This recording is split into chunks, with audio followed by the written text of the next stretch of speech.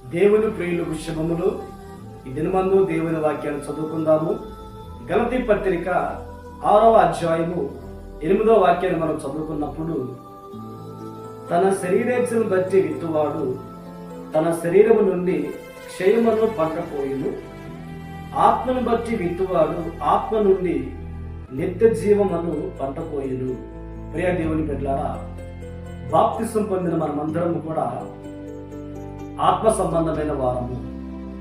మనం బాప్తిసం పొందినప్పుడే క్రీస్తుతో కూడా సిలువ వేయబడి ఉన్నాము.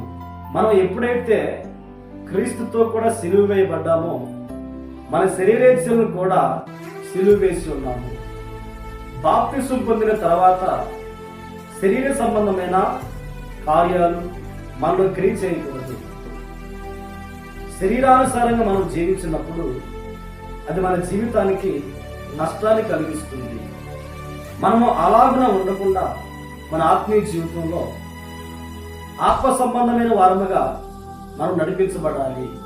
అంటే మన ఆలోచనలే కానీ, మన తలంపులే కానీ, మన నోటి మాట కానీ, మన ప్రవర్తన కానీ, ప్రతి విషయంలో ఆత్మ సంబంధమైన అనుభవాలు మనలో కనబడాలి. ఎవరైతే ఆత్మను బట్టి ఆత్మ సంబంధులుగా వారు విత్తుతారో, వారు మాట్లాడతారో, వారు ప్రవర్తిస్తారో, వారి జీవితానికి అది ఆశీర్వాదాన్ని కలిగిస్తుంది. బైబిల్ గ్రంథంలో 2 వ్యక్తుల్ని సమయమందు మనం జ్ఞాపకం చేసుకుంటే, సౌలు అనే ఒక వ్యక్తి కనబడుతున్నాడు, అలాగనే దావీదు ఉన్నాడు. సౌలేమో ప్రారంభంలో ఆత్మ సంబంధముగా తన ఆత్మీయ జీవితాన్ని ప్రారంభించాడు. ఆ తర్వాత శరీర సంబంధిగా తన ఆత్మీయ జీవితాన్ని ముగించి ఉన్నాడు. సౌలు జీవితాన్ని మనం గమనించినప్పుడు దేవుని యొక్క విచారణ చేయకుండా దేవుని దృష్టికి ద్రోహం చేసిన వ్యక్తిగా సౌలు ఉన్నాడని, కర్ణ పిశాచముల దగ్గరికి వెళ్ళి విచారణ చేశాడని లేఖనాల్లో మనం గమనిస్తూ ఉంటాము. ఈటతో దావీదును చంపాలని పలుమార్లు ప్రయత్నించిన వ్యక్తి సౌలు. అంటే సౌలు ఏ విధంగా విత్తుతున్నాడు? శరీర సంబంధిగా విత్తుతున్నాడు. దావీదును చంపాలని, దావీదునకు హాని చేయాలని ఈ రీతిగా శరీర సంబంధిగా తను విత్తాడు. తన అంతాన్ని మనం గమనించినప్పుడు చాలా బాధాకరమైన విషయము, తన ఇంటి మీద తానే పడి చనిపోయాడు. అంటే సౌలు ఏ రీతిగా జీవించాడు అంటే శరీర సంబంధిగా జీవించాడు, శరీర సంబంధిగా మరణించాడు.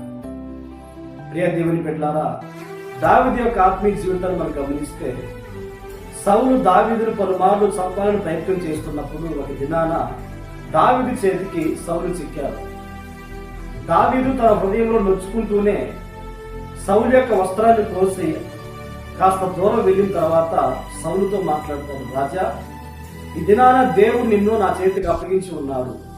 నీవు దేవుని చేత అభిషేకం పొందిన వాడవని, నీకు ఎలాంటి హాని చేయలేదు అని దావీదు మాట్లాడతాడు. దేవుని బిడ్డలారా, దావీదుకి శత్రువు చిక్కినా కానీ మేలు చేశాడు. దావీదు ఆత్మ సంబంధమైన క్రియలు విత్తాడు, నిత్య జీవము అనే పంట పొందుకొని ఉన్నాడు. కనుక మన బ్రతుకు దినములన్నిట మనము శరీర సంబంధమైన విత్తకుండా ఆత్మ సంబంధమైన విత్తనము విత్తి నిత్య జీవం అనే పంట కొయ్యుదుముగాక. ప్రార్థన.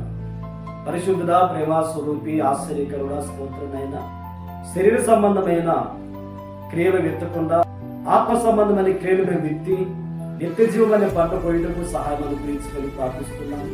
దినమంతా మీ శరీరం మాతో ఉంచండి. మీ దీవెన, మీ ఆశీర్వాదాలు మాకు కలిగించి మహిమను పొందండి. యేసు నామములో ప్రార్థించి అడిగి పొంది ఉన్నాము తండ్రి. ఆమేన్. ఆమేన్. దేవుడు మిమ్మల్ని ఆశీర్వదించును.